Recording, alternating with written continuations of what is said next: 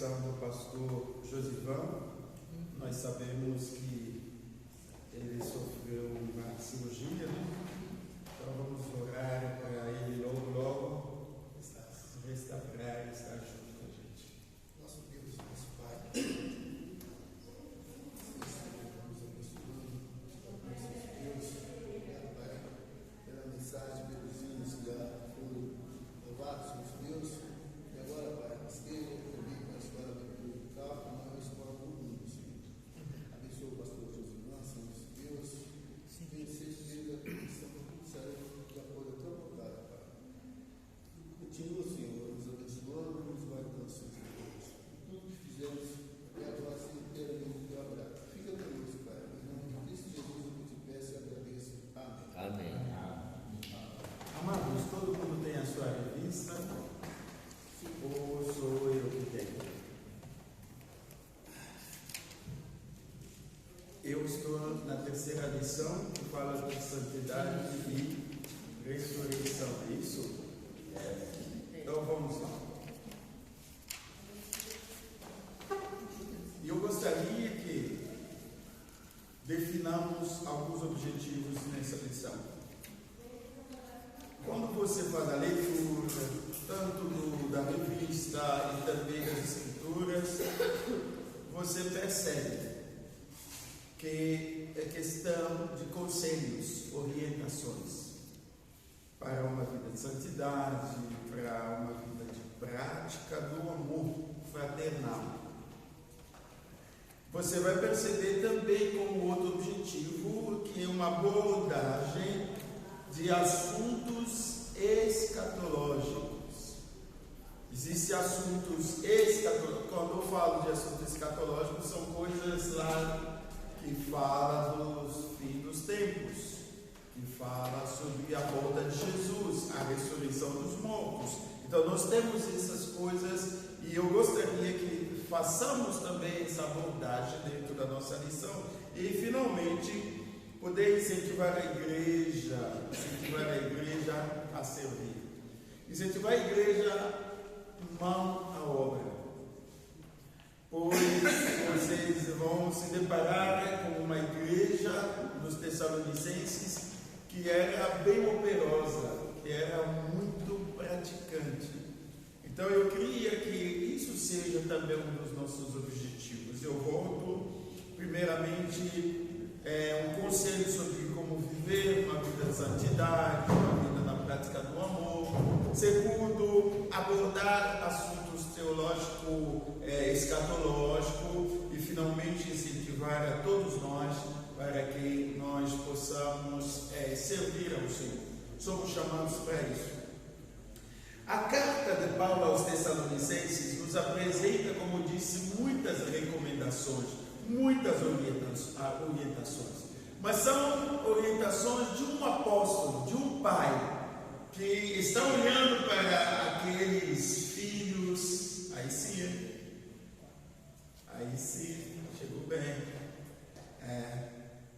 Então, orientação de um pai para com seus filhos na fé. É uma igreja nascente que precisa sempre de uma orientação, de uma palavra. Então Paulo ele vai abordar diferentes assuntos ao decorrer desses 2 livros. E aqui é onde nós vamos conversar. Paulo ele trata um pouco sobre relacionamentos que envolvem liderança, relacionamento que envolve a igreja, os membros entre eles, relacionamento que envolve nós perante ao Senhor. E uma questão interessante é a disciplina.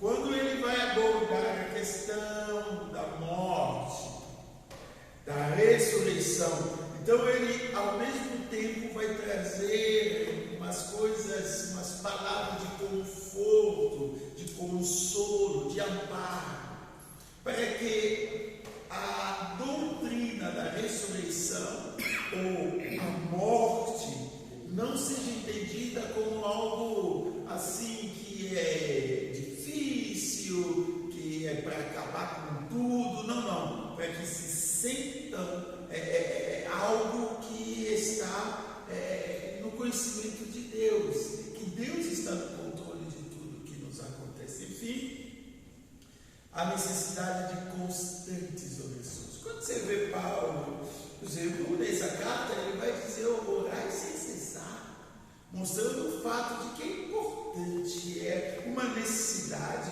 que nós possamos sim nos dedicar na oração. Nós estamos no capítulo 4 e o capítulo 5 desse texto. Vamos no capítulo 4. Vou ler alguns versículos, se os irmãos me acompanham. Versículo 1. Finalmente, irmãos, vos rogamos e exortamos o Senhor Jesus, que assim como recebestes de nós a Deus, assim andai, para que possais progredir cada vez mais.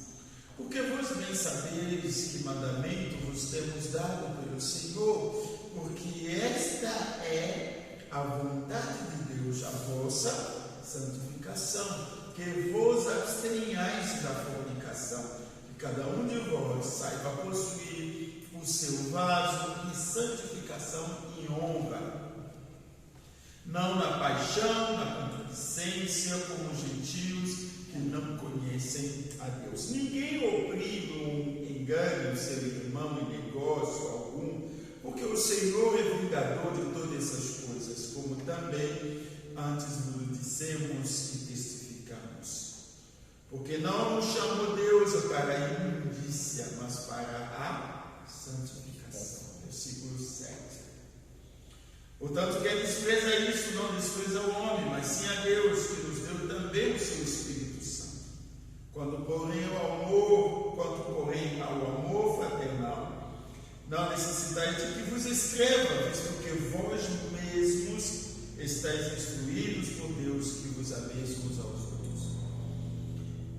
Porque também já assim o fazeis, para com todos os irmãos que estão por toda a Macedônia, exortamos-vos, porém, aqui ainda nisto aumenteis cada vez mais.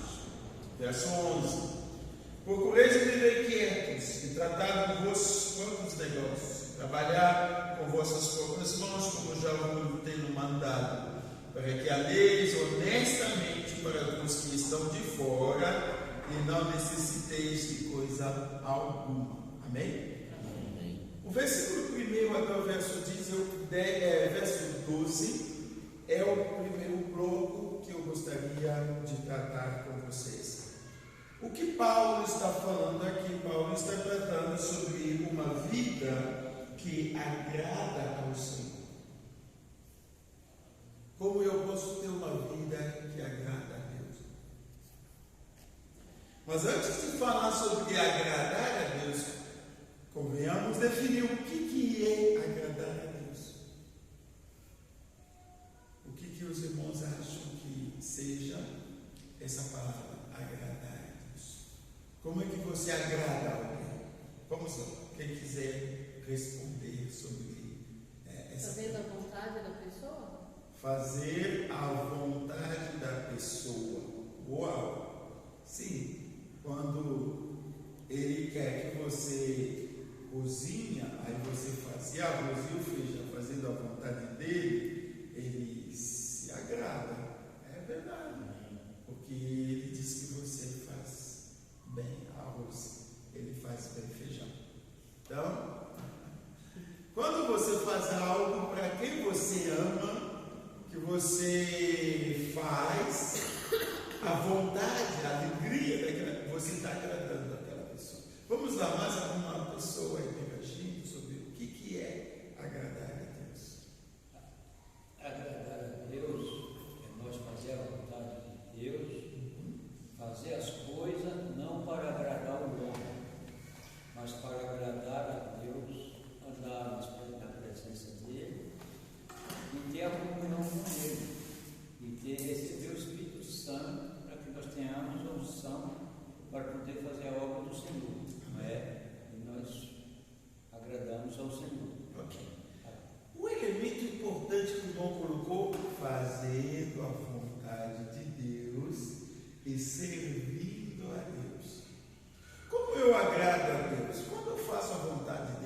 não sirvo a Ele, mas eu sirvo a Deus servindo pessoas. Pode falar, meu jovem. Pastor, eu acho que a melhor coisa é a nossa comunhão com o Pai. Nós temos comunhão com o Papai do céu, nós temos tudo. Para mim, a principal coisa é a comunhão com o Papai do céu. Amém. Então vamos juntar as peças. Quando você faz algo à vontade de uma pessoa, você agrada a pessoa.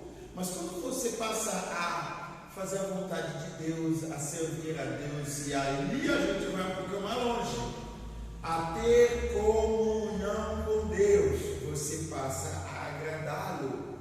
Quando você está de boa com Ele, você fala com Ele, e Ele gosta que você fale com Ele. Você está junto na comunhão com Ele, e Ele ama isso.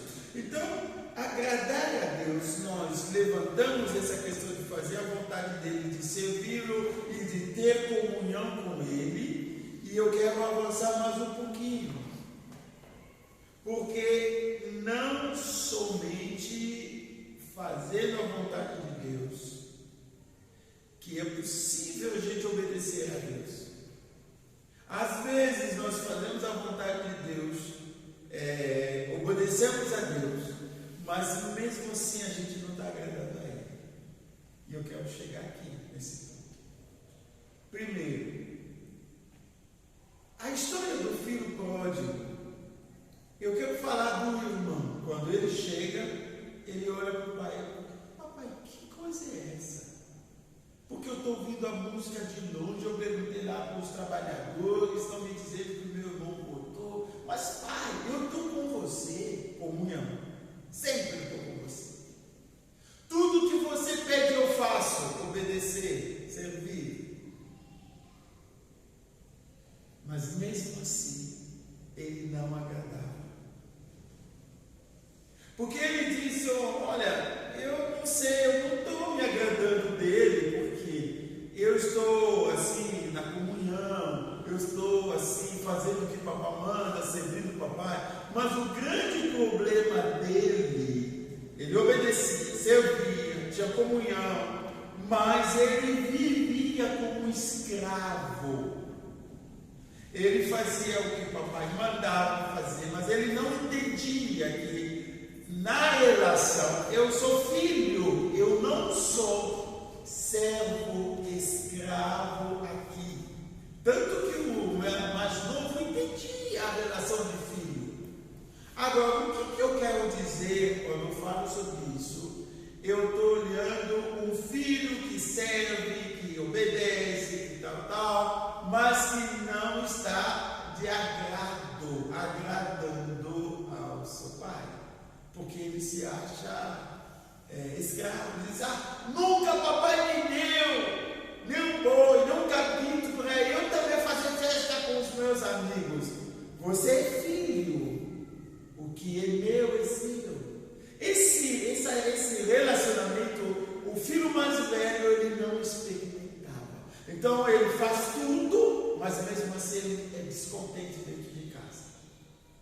O exemplo segundo é do Jonas. Vocês vão lembrar que o Jonas, ele foi meio assim, resistente na missão. Mas finalmente ele vai. Só que as pessoas não lêem a história para entender o pano de fundo. Ele, olhando pela história, ele tinha toda a razão. Por que Deus está me mandando lá para pregar o Evangelho para as pessoas que nos fizeram mal? Essas pessoas ali, eles nos detonaram aqui. Agora Deus me manda lá em Nínive, mas são eles que acabaram com a... Então ele tinha aquela coisa de: eu não vou ajudar não, porque ele me fez mal. Então ele tem ranço sobre isso, sobre o passado. Mas Deus não está nem aí com isso. Deus quer que aquele povo o conhecesse. Agora, ele é o profeta que fez o que Deus mandou, foi lá, pregou, tal, mas viveu resmungando o tempo todo.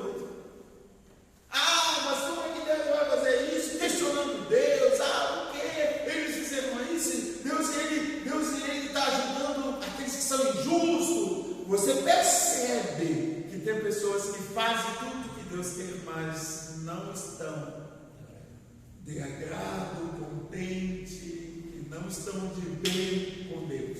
Eu faço tudo que Deus me manda, mas Deus também, a minha situação. Filho, você esqueceu que para Deus nada é impossível? Não. Fala com Ele novamente. Diga para Ele, eu sei que não é impossível. Então entra no jogo. Você que faz melhor do que eu. Agradar a Deus, Paulo vai desenvolver a partir do versículo 3, mostrando que nós, vivendo a vida de santidade, nós estamos agradando a Deus. Nós agradamos a Deus quando nós guardamos o nosso corpo na santidade.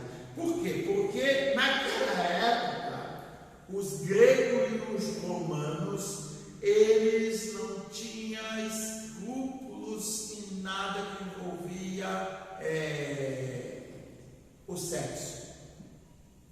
Era um povo que vivia numa vida de desordem, de promiscuidade, que você não tem noção. Os gregos viviam uma vida de caos, os romanos. E quando nós falamos de Tessalônica, Tessalônica é uma cidade grega. Então, uma cidade que está num ambiente de imoralidade, de promiscuidade, mas lá dentro tem uma igreja, tá? Tem uma igreja. Presta atenção. É uma cidade celebre, todo mundo tinha amante. Então, se você é casado, você precisa arrumar mais uma amante. A mulher também arrumava amante. Era uma vida complicada. A prostituição era legalizada e os prostíbulos pertenciam ao Estado. Já pensou? Como hospital do Estado, escola do Estado, mas os prostíbulos também do Estado.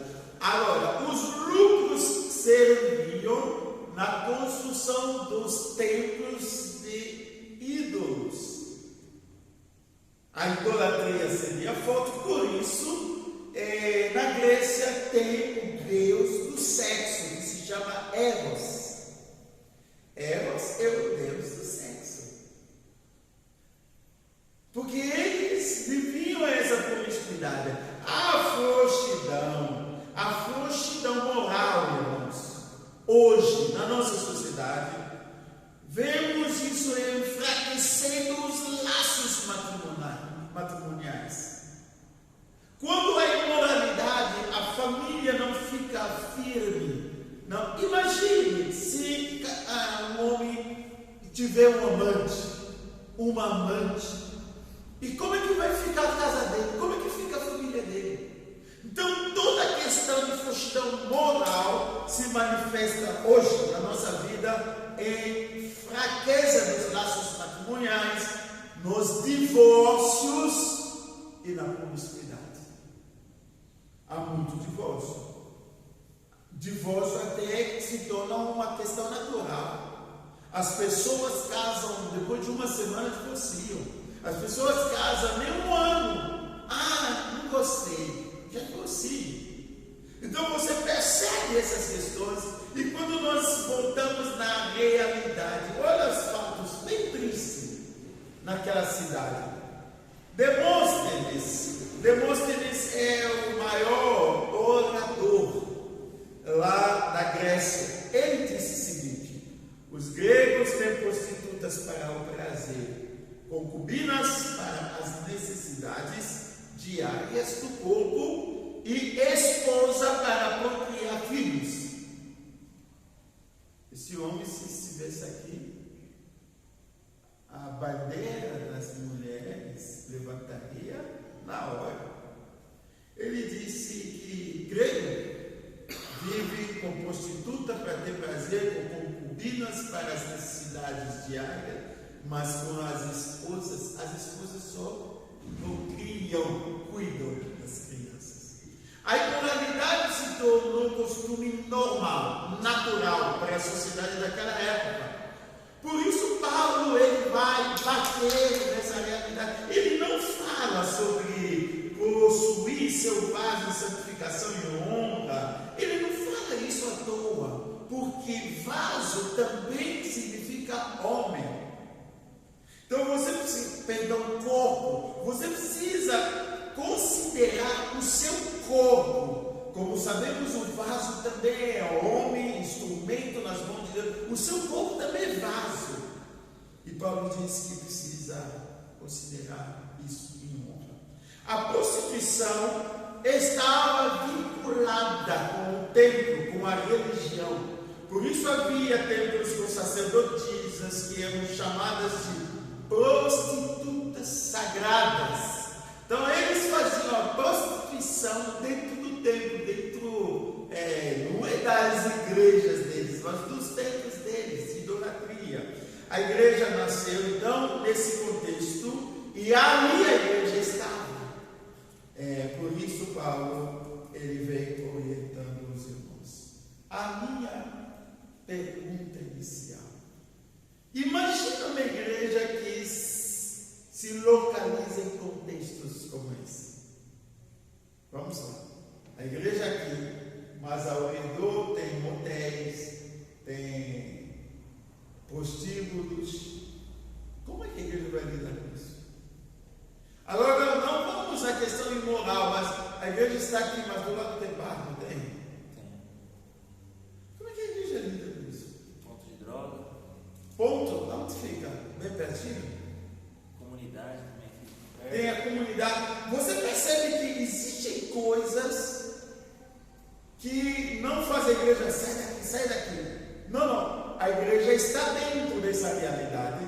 E aqui é o nosso trabalho de como nos tornar relevante em ambiente hostil de imoralidade, de drogas, de mentira, de barzinho, de um monte de coisa que sabemos que não agrada a Deus. Hoje não é diferente. A nossa sociedade idolatra o corpo. A nossa sociedade vive numa cultura sexólatra, pansexual. Tudo é sexo, tudo. O povo vive num tipo de hedonismo que você não tem não. O povo quer prazer para tudo.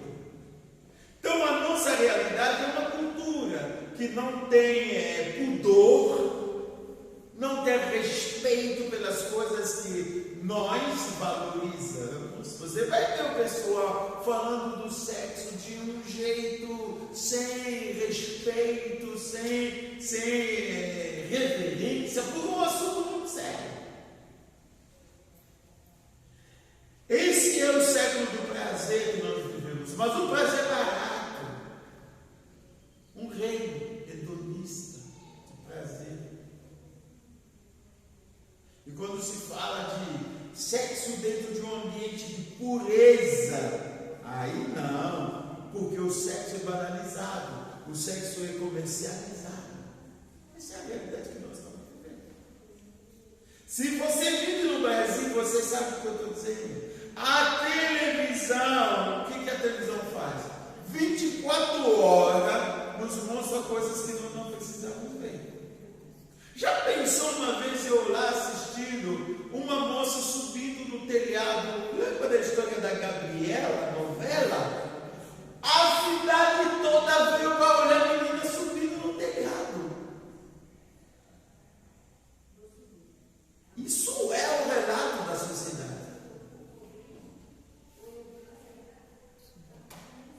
Que sociedade é essa que nós estamos vivendo? Que não tem pudor, que não tem respeito, que nem vergonha tem.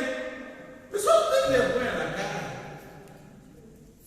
Não tem vergonha. O nudismo tornou-se apenas uma questão de arte. Lembra lá na Paulista?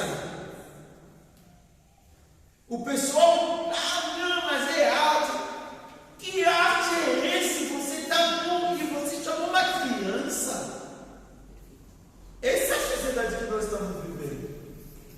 Uma sociedade perdida. Por isso é interessante que nós entendamos melhor os nossos valores e nunca perder esses valores. E lembra do salmista quando diz que quando quando os fundamentos se quebrarem, o que o justo faria? Quando não tem mais bordo, quando não tem mais limite, quando não tem mais bases, não tem base na moral, não tem base ética, não tem base hoje, o que o justo faz? Às vezes o justo também fica conivente, não reage, não toma posição. Sabemos que a sociedade não está tão boa. A indústria da pornografia é uma das mais rentáveis do mundo. Indústria da pornografia. A televisão brasileira é uma das mais nocivas, porque forma o caráter de pessoas que virem a cabeça pelas coisas que não são certas. O adultério é estimulado. Você assistir uma novela, você vai ver o pai incentivando a filha para entrajar, viver como casado, mesmo sem casar. Tudo isso a gente está vivendo, questão da infidelidade, da traição, do homossexualismo, dos vícios e de mudança de atitude. São realidades que nós estamos vendo hoje.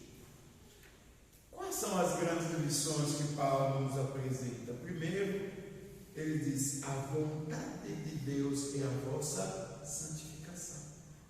Vocês podem estar num país, numa região, onde todo mundo faz coisas erradas, mas você precisa entender quem é você. Nós somos filhos de Deus. Por isso, o que Deus espera de nós é que nós nos mantenhamos numa vida de santidade.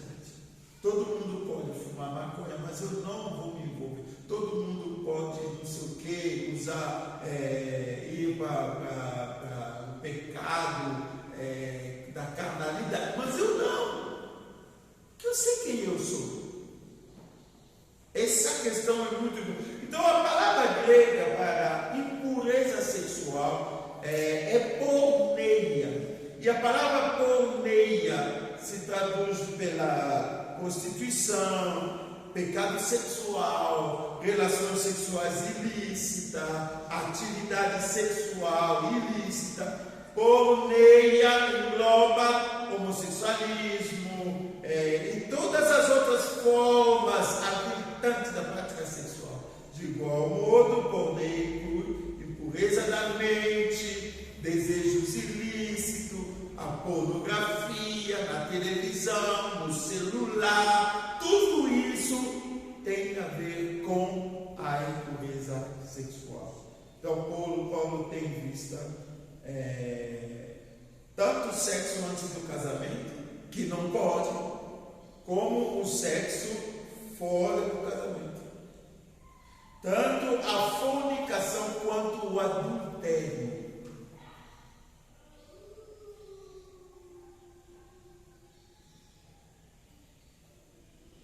É preciso abster da impureza sexual. É preciso abster.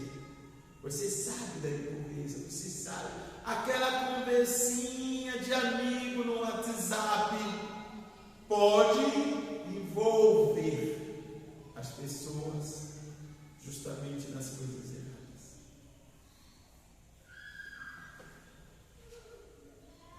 É preciso se abster, é preciso dizer não, é preciso saber controlar o seu corpo.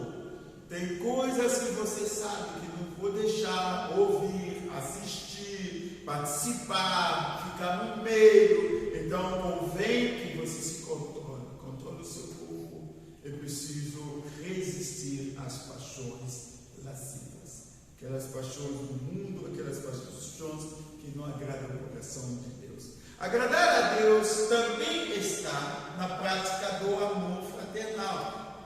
Você agrada a Deus quando você vive na santidade, mas você agrada a Deus também quando você pratica o amor fraternal. Deus nos ensinou a amar porque Ele primeiro amou e deu o seu próprio Filho, prova do amor dele. Jesus nos ensinou a amar, nos deu um novo mandamento, disse: esse é o novo mandamento. É de amar a Deus acima de todas as coisas e amar ao seu próximo como a si mesmo.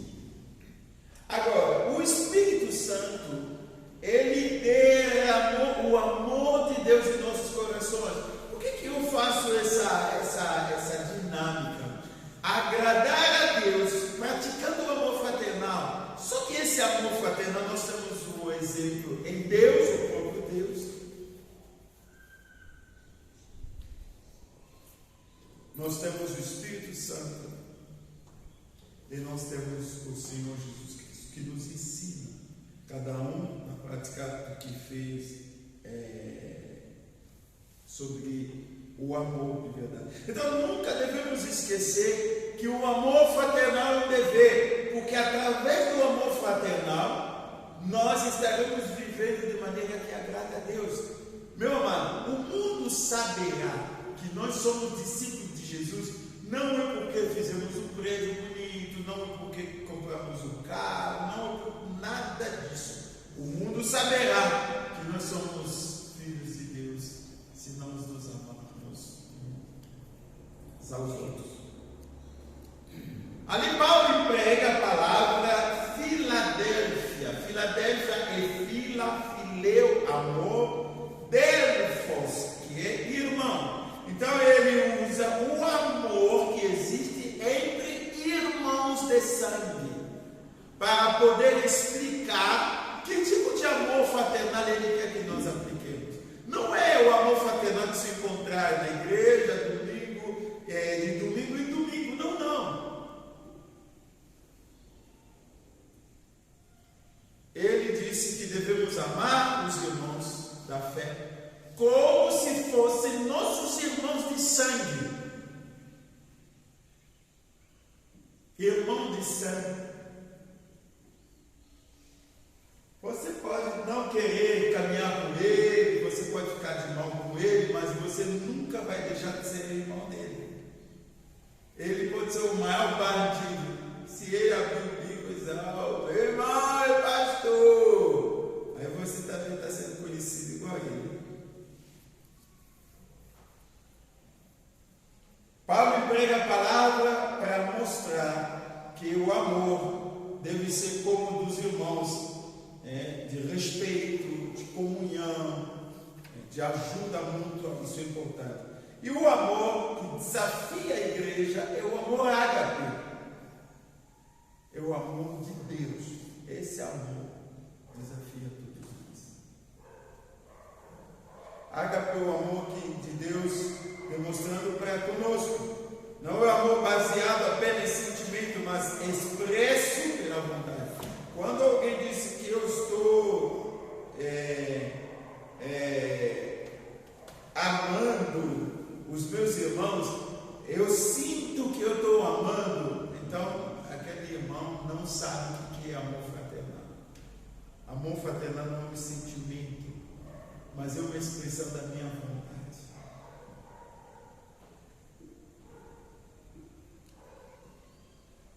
O amor ágape trata os outros de maneira como Deus os trataria, a despeito dos sentimentos, das referências pessoais. Como é que Deus iria tratar o meu irmão?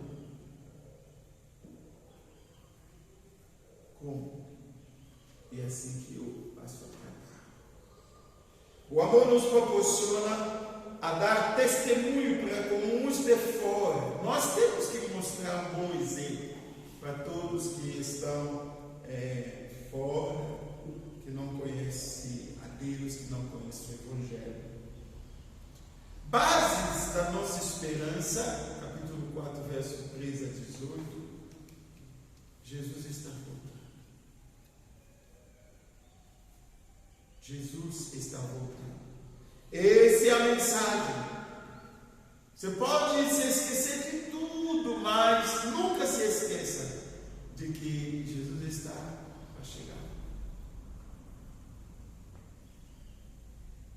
O mundo greco-romano, nos dias de Paulo, não tinha esperança, porque eles entendiam que não haveria futuro para o corpo,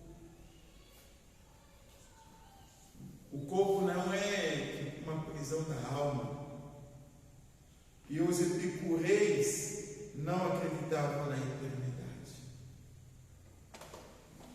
Os estoicos diziam: estamos vivos, a morte não existe para nós. Quando ela aparecer, nós já não existiremos.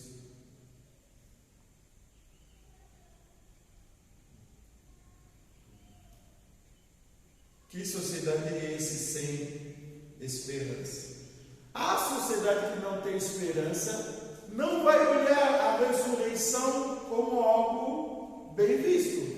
Não vai ver nem acreditar que haverá o fim dos tempos. Por quê? Porque é uma sociedade que se envolve nas coisas de agora e não tem a ideia daquilo que é para depois que Deus tem para cada um de nós. Olha o que o Teócritos disse. O Teócrito é filósofo também grego. Há esperança para aqueles que estão vivos, mas os que morrem estão sem esperança.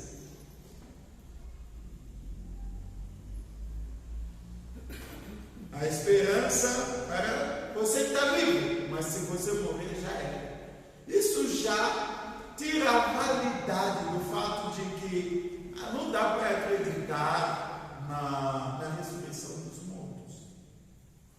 O Cátulo também um grego, um filósofo, ele diz assim: quando nossa breve luz se extinguir, há uma noite perpétua em que devemos dormir. Ele está dizendo que quando morrermos, nós vamos para um lugar que nós viveremos sempre dormindo. Esse primeiro bloco inspira aqui, mostrando que a morte para aqueles que não conhecem a Deus é um fim trágico. Na verdade, não há esperança fora da fé bíblica. A morte para aqueles que não conhecem a Deus é um trágico, na verdade, não há esperança fora do Evangelho. Paulo faz uma abordagem da doutrina da segunda vinda de Cristo. Ele nos apresenta um quadro dentro da salvação, do servir a Deus, da estabilidade e do consolo. Agora, alguns ensinam aqui para eu encerrar esse primeiro bloco. E olha lá, tem mais 3 blocos que nós veremos quando Deus o permitir. Primeiro ensino: não é a alma que dorme na hora da morte, mas é o corpo que dorme. Quando alguém morre, não é a alma dele. O pessoal fala que a sua alma descanse em paz. A alma não vai descansar. Você percebe como o ensinamento está errado? É o corpo que está ali, dormindo, descansando. A doutrina de aniquilação do ímpio, ou a doutrina do sono da alma, está em desacordo com o ensino das Escrituras. Descanse em paz, a alma dele está dormindo. Não, a Bíblia nunca ensinou que quando morre alguém, a alma vai descansar. Não. Segundo a lição, os mortos em Cristo estão na glória com Ele. Amém? Alguém morreu em Cristo, ele não vai no lugar que ele vai transitar. Não. Morreu em Cristo, já está na glória com Cristo. As almas dos remidos vão reinar com Cristo.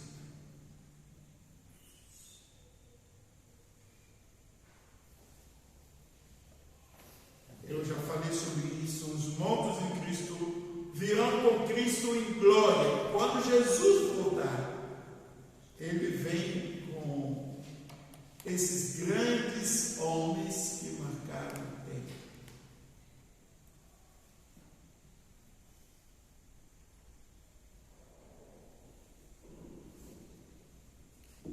haverá ressurreição, meu amado.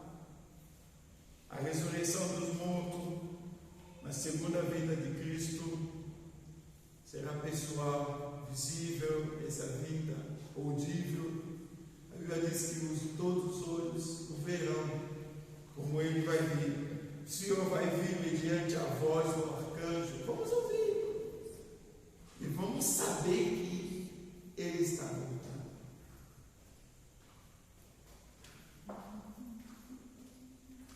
Bom, os salvos arrebatados vão ficar eternamente com o Senhor. A eternidade não é uma duração ilimitada, não. A eternidade é esse tempo. E aí ele disse: olha, quando eu vou, os justos vão estar comigo na eternidade. A segunda vinda de Cristo deve produzir algo em nós, encher os nossos corações de conforto, de alegria. Primeiro, por saber que os nossos nomes estão escritos no livro da vida. Tanto que, sabendo tudo isso, você tem que viver na expectativa da volta de Jesus. Tem pessoas que nem sonham o céu, nem pensam no céu. Pergunta: quem quer ir para o céu? Ninguém quer. A gente ama muito o mundo, amamos muito esse mundo, do que o amor que teríamos de ter pelo céu. Porque o céu é tudo de bom e de melhor. Não haverá choro, não haverá ranger de dentes, não haverá doença, não terá nada no céu. Mas mesmo assim, o povo aprendeu tanto, se doutrinou tanto no materialismo, no hedonismo, que passou a considerar o céu como uma realidade ao lado. Aguarda vigilante a volta de Jesus. Aguarda como os soldados fazem. Aguarda com muita fé e com muita confiança. Eu vou encerrar aqui para não extrapolar. São 11 horas e 5 minutos. Tem alguma pergunta? Porque ficou sobrando a questão dos relacionamentos. Nós já tratamos sobre como viver uma vida que agrada a Deus e as respostas de Paulo sobre a questão da ressurreição, a questão que envolve os cristãos com a escatologia. Alguém tem uma pergunta? Pastor, fazer essa pergunta logo no começo. Uma vida que agrada a Deus pode ser uma vida de arrependimento. Porque você se depara com os erros, com a sua vida que não. O arrependimento deve fazer parte da nossa vida. É uma vida de arrependimento, sim, que agrada a Deus. Uma vida de temor a Deus. Uma vida que não deixa o pecado encontrar o espaço de crescer. Não. Uma vida que se arrepende. Tem mais alguém?